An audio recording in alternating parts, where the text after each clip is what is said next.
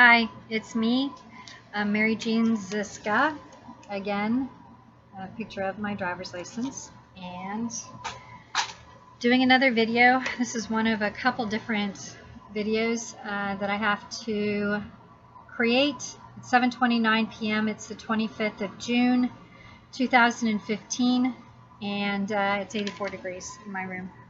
I wanted to create this video concerning there's one I'll have to do concerning liability, malpractice, liability for guardians, guardian ad litems.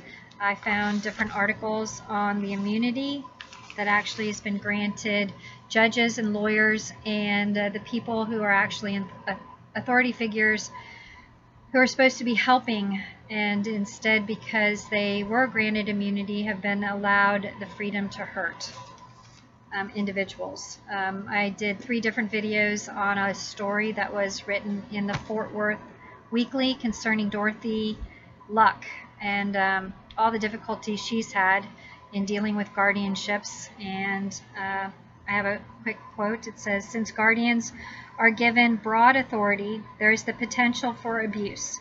Cases where guardians have stolen money from or physically abused those they promised to protect have been brought to trial." And there are various laws that actually gave immunity to the people who were committing the crimes, and I think that that's atrocious. So anyway, here's a different article, Immunity Broken. At one point in time, I had my own Westlaw account. Westlaw is a company that can actually help you in doing different research, case law, and find different laws and cases that actually pertain to whatever you're trying to do as far as research or as far as defending a position or the ability to actually help in any type of case, because they can actually cite a past case and hopefully help you in a particular case that presently is going on so that injustice does not occur. Anyway, I wanted to start this with this article from Immunity. There's different cases involved in this article. This article actually was from the www.familyrightsassociation.com, a website. There's different cases that I found within Westlaw, and there's also, you can even, from these cases, you can actually do, Westlaw is a paid subscription. You can find Westlaw. I have one video that actually is when I, after finishing court, when a petition to compel was actually at court June 5th, where monies that had been stolen from me and Social Security disability should have been returned. I'm still waiting to find out what mystery is going to happen next. But basically, according to the law, the person who had no right to do anything, to open up a fraudulent bank account at Fifth Third Bank, to steal finances, to use them for their own benefit, or even if it was for my benefit, they had no legal authority to do such an atrocious thing. So a petition to compel was actually filed to stop them from abusing their position and to stop them from any further theft and to actually return the finances that were stolen. So anyway, here's a quote from Immunity Broken, and it says, "This article was written to address the immunity claims made by those hired, elected, or appointed to serve children in our legal system when they are sued for outrageous acts. The article argues that since a passage of," this is based on guardian ad litem, so it's more towards child abuse, but it still pertains to adults, to elderly, to anyone in any situation where someone is given has the ability to take over a person's rights or their choices. Since the passage of the Child Abuse Prevention and Treatment Act, the Mondale Act, false claims of child abuse have wreaked havoc on American families. In order to understand the claims for immunity made by doctors, social workers, and attorneys whose misservice children, this article provides a discussion of immunity and its operation in our law. Following a historical overview, which I'm not going to really get into the historical overview, this article describes the various claims to immunity from suit made by government officials, prosecutors, law enforcement personnel, guardians, appointed counsel, social workers, and various private parties. For the purpose of illustrating how immunity claims may be addressed, this article presents an actual account of a specific case from Michigan, and it expresses positions of this article. It is the express position of this author that people who choose to aid or represent children must do so competently and professionally, or not at all. I totally agree. And it's not even just children. It's actually when guardians come in and are actually given the rights or allowed to make choices for an elderly person. The Dorothy Luck was a prime example of multiple of abuses, and I'm hoping that they were actually charged with their negligence, their misconduct, and held culpable for their actions. We'll have to do some more research to find out whatever happened. Let's see. This is Immunity Broken. I can't really pronounce that name, but that is the author. And it further goes on to say, the second part of this article will focus on the various claims to immunity from suit made by government officials, I said this before, prosecutors, law enforcement personnel, guardians, appointed counsel, social workers, and various private parties. The last portion of this work will present actual account of a groundbreaking case being fought through the courts of Michigan on the issue of guardian ad litem immunity from suit for negligence, incompetence, and intentional torts. It is the express position of this author that people who choose to aid or represent children must do so competently and professionally, or not at all. I'm going to skip over all of the history. They go all the way back to the Anglo-Saxons, and absolute judicial immunity does not exist in American law. At least it shouldn't. I think transparency in business as well as in the law puts us all on equal grounds and an equal playing field. No one on this planet is a god and should have a free range to do and to abuse and to hurt anyone without any consequences. So since the laws actually apply to the common folks, they should also apply to the judges, to the lawyers, to the guardians, and everyone else mentioned in the last paragraph. This actually goes on. Absolute judicial immunity does not exist in American law. This was actually as far back as 1984. It was a Pullman versus Allen case, 465 U.S. United States 522, 1984. The court held that judicial immunity does not bar an award of attorney fees against a judge when a plaintiff wins a lawsuit that judge for injunctive or declaratory relief. In Pullman, the Supreme Court ruled that a magistrate was liable for over $80,000 in legal fees and costs because her conduct caused private injury to plaintiff Allen. I think actually, I'm hoping that Dorothy Luck will actually have someone on her side and be able to even sue the judges, the guardians, the people who were in charge and who were the ones rediverting her money. I think the last I think it was over $300,000 that she actually had used, or they had used on her behalf, and it just kept rising and rising. So anyway, the figures are in that article in the Fort Worth Weekly. You can find those. And I think there's a couple other different cases that I wanted to quote. Nixon versus Herndon, 273 U.S. 536, 1927.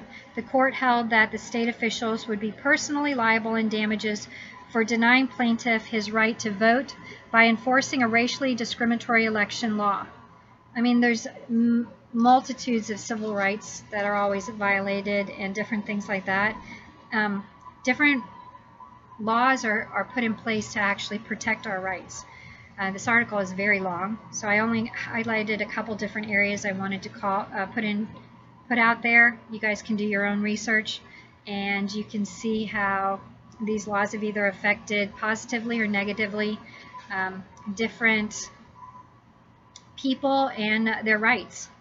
Another, calling the partial immunity granted to many of these officials qualified immunity, the court extended common law immunity for reasonable acts in good faith.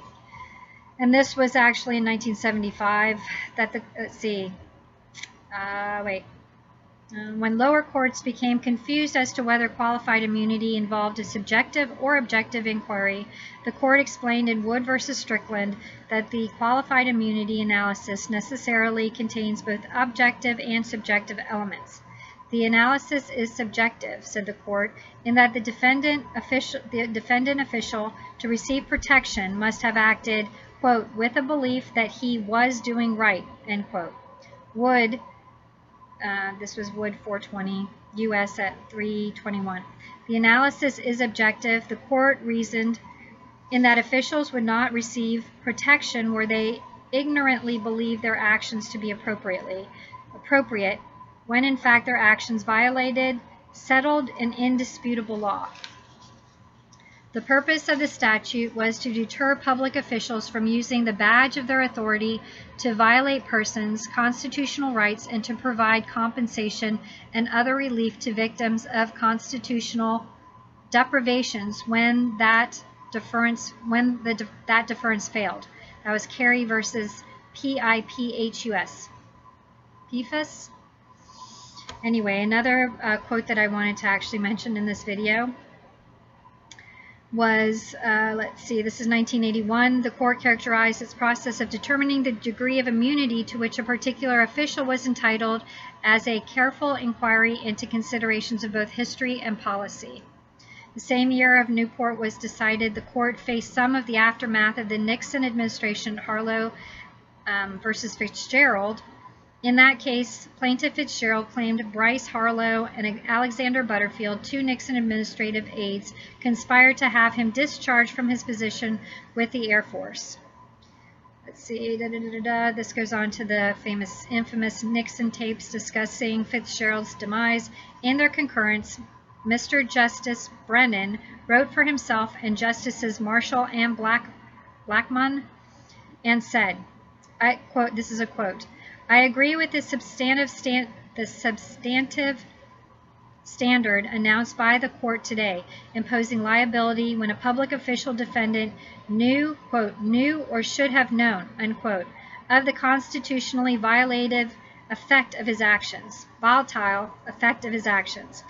This standard would not allow the official who actually knows what he was violating, that he was violating the law, to escape liability for his actions, even if he could not reasonably have expected to know what he actually did know. Thus, the clever and unusually well-informed violator of constitutional rights did not evade just punishment for his crimes. This is Harlow versus Fitzgerald, 1981. Emphasis and original citations were omitted. Anyway, just goes on to actually, that was still in part of the history. Let's see if we can get to the part where there are other quotes past the history section of the actual article, where it goes into guardians, appointed counsel, and immunity claims, which I think are horrible. Courts confronting the Declaration of Duty and Guardians ad litem have said the role of attorney appointed for child in custody disputes is to advocate the child's best interest, not the child's wishes. It is the guardian's ad litem's duty to stand in shoes of child and weigh factors as child would if the judgment were mature and he were not of tender years. The role of the guardian ad litem in custody disputes is to zealously represent the child. And one more quote, in child custody matter, guardian ad litem does not represent child per se. Rather, guardian ad litem's statutory duty is to represent concept of child's best interest. When guardian ad litems do not meet these minimal standards, they are subjected to liability in Collins versus Tabet, T-A-B-E-T. The New Mexico Supreme Court incited to a previous case and offered. And then it follows on to say the proposition in Bonds, this was a case, Bonds 64, and it actually, here I can do this, maybe that's easier.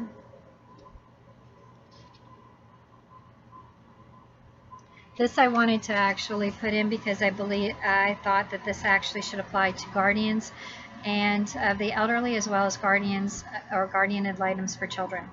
Appointment as guardian ad litem of a minor is a position of the highest trust, and no attorney should ever blindly enter an appearance as guardian ad litem and allow a matter to proceed without a full and complete investigation into the facts and law, so that his clients will be fairly and competently represented and their rights fully and adequately protected and preserved.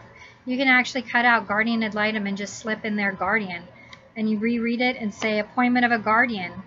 It is a position of the highest trust, and no attorney should ever blindly enter an appearance as guardian and allow a matter to proceed without a full and complete investigation into the facts and law, so that his clients will be fairly and competently represented and their rights fully and adequately protected and preserved.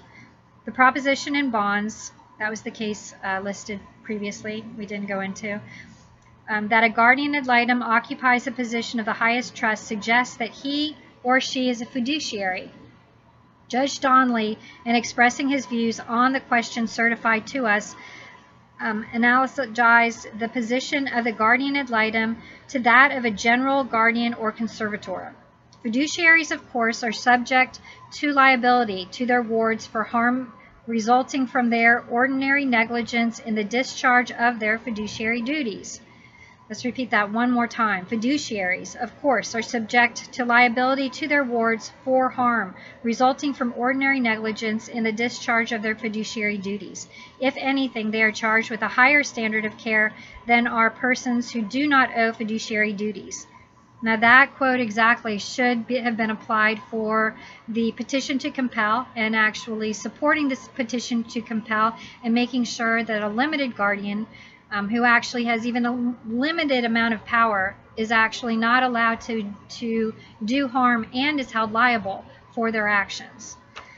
I'll have to send that off to Larry and see if we have to do an appeal. When I was in the court, I don't know if there was enough argument made on my behalf to actually make sure that the damages that were done to my life based on guardianships have been numerous, and I've hated every minute of it. But not only that, but actually establishing a false bank account, redirecting funds, leaving me without funds, creating a fraudulent bankruptcy to hide a theft that was done by an identity theft person in 2012. All of this entanglement with a criminal element and very crooked people who've been taking away rights or trying to take away rights for the sheer purpose of, I want to believe it's not just embarrassment, and it's just not to actually torture me in some way, shape, or form, that these sick individuals are just plain greedy and are evil to their core, and what they have done to my life, it's unforgivable. I'm a Christian, so I'm trying all the time to actually see that God's going to turn this into something good, and I'm hoping these videos will be, I thought the website www.mysearchforjustice.com would be the catalyst that would bring about change and make sure that other people wouldn't be abused in similar situations, but that didn't happen, especially when the blogs got all messed up and hacked into. So I'm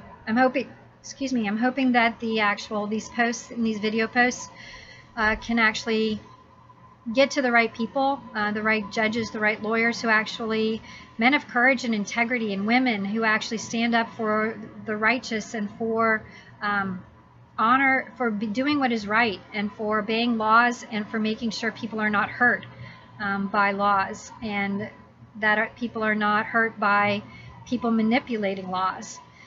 So anyway, I wanted to make sure that that was clearly stated in this video. And let me see if there is some more further cases that were within, like I mentioned, a very, very long article.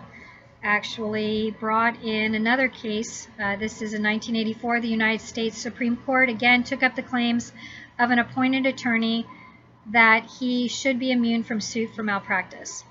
The court recognized the assertion of the public defender that he had responsibilities similar to those of the judge and prosecutor and should enjoy similar immunities in order not to impair the state's attempt to meet its constitutional obligation to furnish criminal defendants with effective counsel. And this is what was found in Glover. Let's see, it was the court, Madame Justice O'Connor reasoned. This is a quote, "State public defenders are not," and I repeat that, not immune from liability under Section 1983 for intentional misconduct by virtue of alleged conspiratorial action with the state officials that deprives their clients of federal rights. For purpose of Section 1983, immunities are predicated upon a considered inquiry upon the immunity historically accorded to the relevant official at common law and the interests behind it. So basically, his claim for being immune was denied, and I'm so happy for that, because you can cite that when someone else actually has numerous infractions and tries to hide behind their law, saying that they should be awarded immunity and shouldn't be held accountable. A normal, just man actually should stand up and say, if you've done something wrong, apologize for it. I've never had an apology from the people who bullied me all the way back from as far back as 2006, 2007. I've never received an apology from anyone or had returned the return of my baby blanket that was stolen, sorority date function pictures that were stolen, my diamond earrings that my dad bought me in Cobar that were stolen, pearl earrings that my father bought me in Cobar, also stolen. For any of the damages that have been done to my life, that have been allowed to be done, because I think a lot of people stood up and believed that they were immune to they had immunity to anything because they were either law officials or they were guardians or they were able to hide behind the ability to not take any responsibility and to not do their job according to what the law requires of them. So anyway, the court went on to hold, we conclude that the state public defenders are not immune from liability under Section 1983 for intentional misconduct under color of state law by virtue of alleged conspiratorial actions with state officials that deprive their clients of federal rights.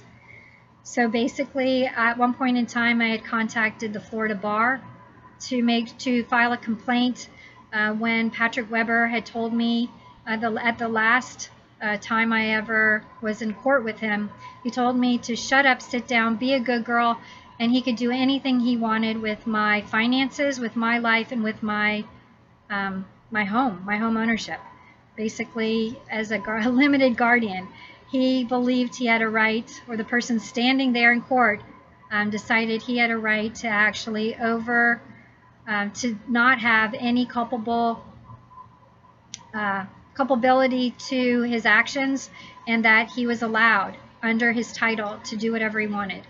The same thing happened with Dorothy Luck and with multiple people who are actually, I don't know if you want to say if they're forced into guardianships, but people who actually have guardianships that are not for their best interest. So anyway, let me see quickly. We're already at 23 minutes. A couple more. There's another quote I wanted to actually mention, social workers and immunity claims.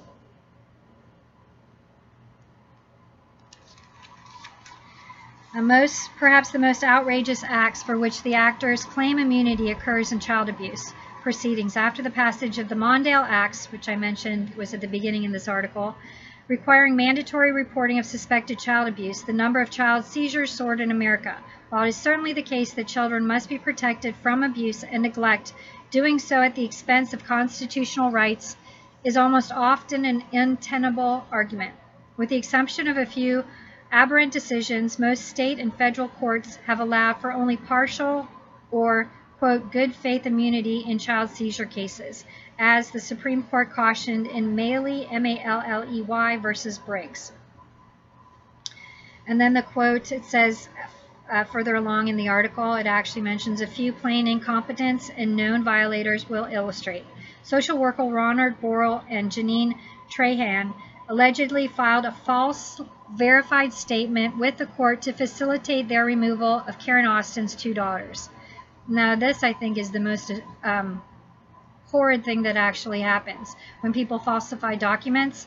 I was looking through the documents from the David Lawrence Center when they couldn't find that I was suicidal or that I was incompetent or incapacitated. In fact, the one person sitting in front of me, as the doctor said, under her breath, or his breath, whatever it was, that I was not incapacitated. They went about trying to falsify documents. I have one document where someone else's name's actually crossed out, and then my name was actually interjected.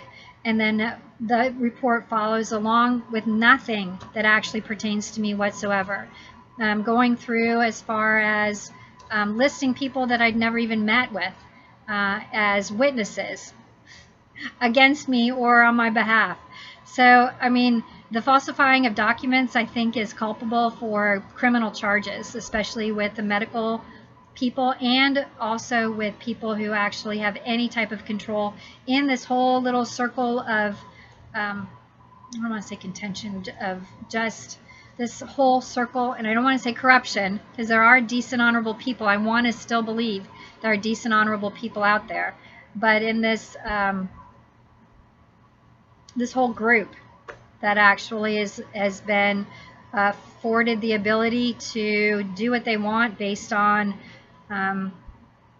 their titles, and based on, like according to this, where they are trying to claim immunity when they should not be held, they should not be immune to the same scrutiny and the same transparency as anyone else in this whole country. Okay, anyway, I didn't want to go into that because it goes through how they actually had falsified documents. And just a couple of further quotes. This is already getting to be a really long video. Absolute immunity shields the recipients from liability for willful misconduct as well as negligence. And then a caseworker cloaked in absolute immunity could deliberately arrange a foster care placement with a known rapist in order to facilitate the sex abuse of a child. It's with anything. They could actually falsify anything to justify anything. It doesn't have to be just with a child. It can be with an adult, with an elderly adult. When you're working within a guardian case or guardian ad litem case or a limited guardian case. There are different, let me see if I have, how many more of these I have. I think this is the final case that I wanted to actually point. And of course I can go through and people can actually look up the very cases. I'm trying to find lawyers who actually are on the side of prosecuting people and making sure that they are not given immunity from their actions and being held accountable. Because my basic premise in changing laws and in making changes is that there should be more transparency within the guardianships. There definitely should be more accountability, and everything should be out in the open so that people are held accountable. And not only will the people within the judicial system, but the whole society and the whole community will know this elderly person was abused and was hurt by someone who was actually enlisted to, who was supposed to be helping her, who was supposed to be taking care of her, helping with her property, or giving her her freedoms and her rights back, who shouldn't have actually even been in the system whatsoever, but was done so